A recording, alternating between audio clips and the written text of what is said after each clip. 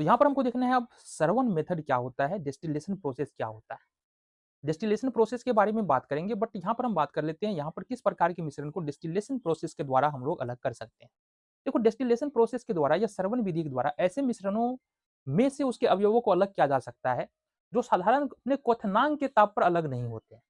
ठीक है, जिसको वाष्पन की प्रक्रिया द्वारा जनरली हम क्या कर सकते हैं, अलग नहीं कर सकते हैं। ऐसे मिश्रणों को अलग करने के लिए हम लोग डिस्टिलेशन यानी कि श्रवण विधि का उपयोग करते हैं। अब ये प्रोसेस होता क्या है, जरा एक बार देखो। तो यहाँ पर क्या किया जाता है, दो बातें होती है, सिर्फ और सिर्फ वाष्पन नहीं होता है।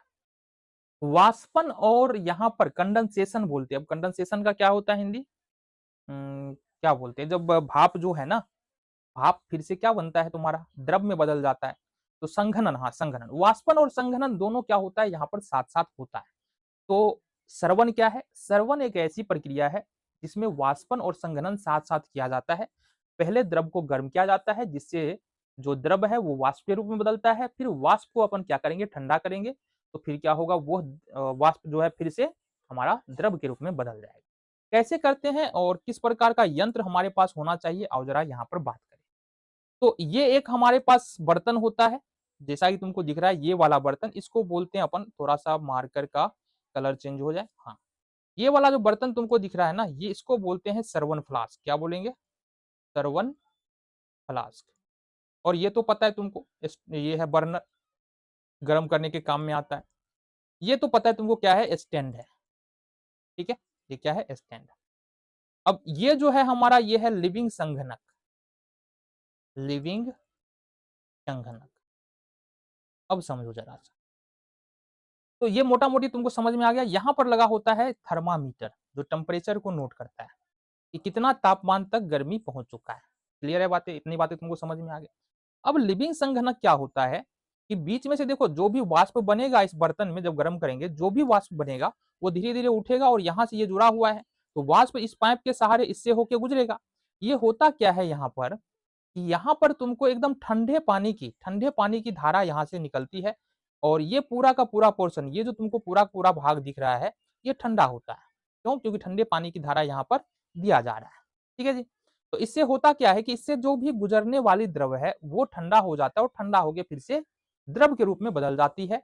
तो लिविंग संघनक का काम है वाष्प को द्रव में बदलना। अब समझो ये पूरा पूरा प्रोसेस होता क्या है, और जरा हम बात करें। हम लोग एथेनॉल और जल का मिश्रण लेते हैं। किसका मिश्रण लेंगे, देखो जरा, एथेनॉल और जल का मिश्रण। तो जल का क्वथनांक तो 100 डिग्री सेल्सियस होता है, समथिंग समथिंग 100 डिग्री के आसपास होता है ना, अगर शुद्ध जल है तो। एथेनॉल का क्वथनांक जो है 100 डिग्री से कम होता है ना, लगभग लगभग 60 और 70 के बीच में होता है इसका। सपोज 70 मान ले अभी के लिए, सपोज इसका जो क्वथनांक है वो 70 डिग्री सेल्सियस, ठीक है, 69 के आसपास होता है। तो 70 डिग्री सेल्सियस तापमान है एथेनॉल का, और 100 डिग्री सेल्सियस तापमान है यहाँ पर जल का। जैसे इसको गर्म करना शुरू करेंगे, तो जैसे ही टेम्परेचर हमारा 70 डिग्री के आसपास जाएगा, तो एथेनॉल का क्या हो जाएगा, वाष्पन शुरू हो जाएगा।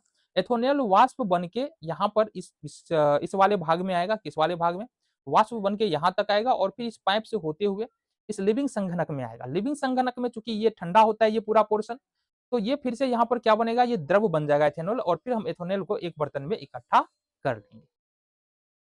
ये प्रोसेस तब तक चलेगा जब तक ये जो थर्मामीटर है इसका टेम्परेचर राइज नहीं करता है, बढ़ता नहीं। जैसे एक बार टेम्परेचर बढ़ना शुरू हो जाएगा, तो फिर हम क्या करेंगे, इस बर्तन को हटा देंगे और दूसरा बर्तन लगा देंगे। अब ये टेम्परेचर जाएगा 100 डिग्री सेल्सियस पर, और वहां से हमारा जल वाष्पित होना यहाँ पर शुरू हो जाएगा। तो दूसरे बर्तन में हम क्या करेंगे, जल को इकट्ठा कर लेंगे। तो इस प्रकार से पूरा का पूरा जो है श्रवण प्रोसेस यानी कि डिस्टिलेशन प्रोसेस तुम्हारा संपन्न होता है।